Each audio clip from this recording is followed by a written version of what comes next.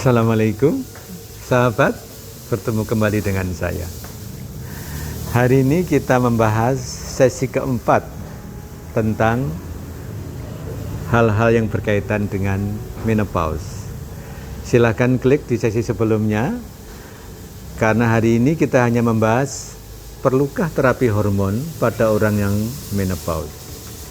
Jawabannya agak volatil nih, ya dan tidak. Siapa yang ya? Yang ya adalah apabila menopause itu terjadi pertama tidak secara alami.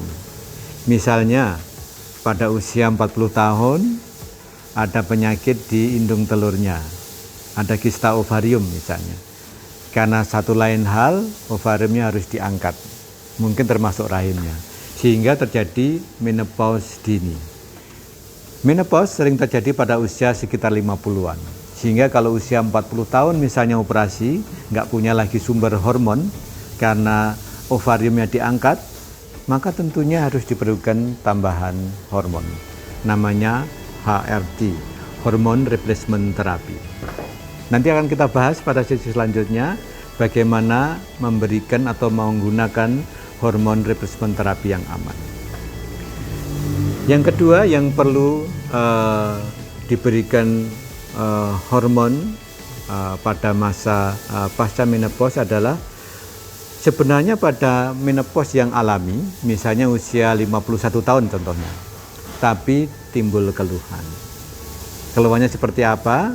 Seperti pada sesi ketiga misalnya, saya kok gampang anyang-anyangan ya tapi ya, atau saya kok gampang keputihan sekarang.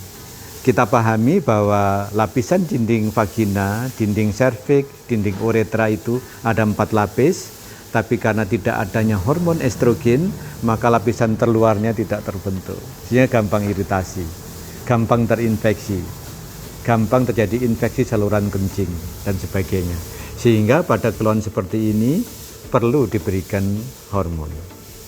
Nah, siapa yang tidak perlu adalah apabila pertama menopause itu terjadi secara alami dan pasiennya tidak mengeluhkan sesuatu. Jadi tidak semua orang menopause diperlukan pengobatan hormonal.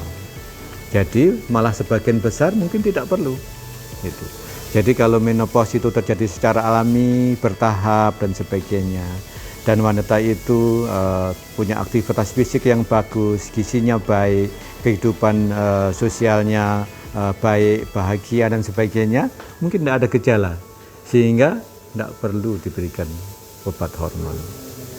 Tambahan sedikit informasi bahwa di masyarakat sering dipahami bahwa pengobatan hormon itu bahaya.